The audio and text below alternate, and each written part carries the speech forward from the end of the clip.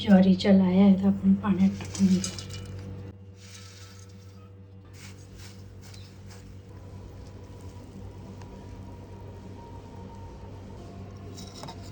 थोडंसं पाणी निथळवून लाया काढून घेऊ. आता या लाया मस्तपैकी निथळलेल्या त्या बाजूला ठेव.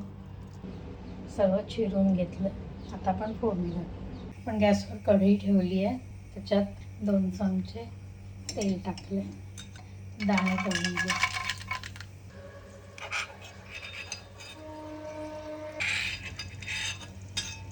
मोहरी घालून, जिरं, मिरची, हळद, कढीपत्ता, मिरच्या चांगल्या तळून घेऊ. चिमूटभर हिंग, कांदा.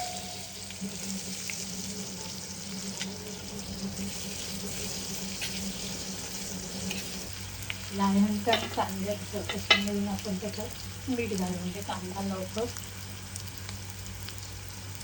नरम होईल.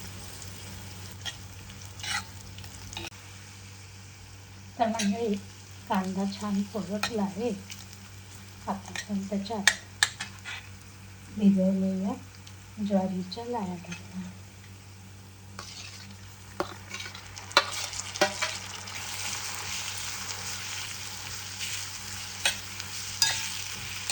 त्याचं छान परतायचं.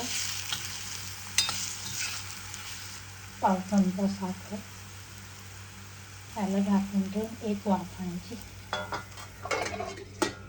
उघडून बघूया. 2 मिनिटं झाली आहे.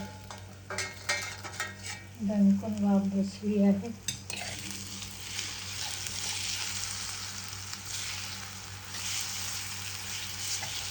मस्त वाफ बसली.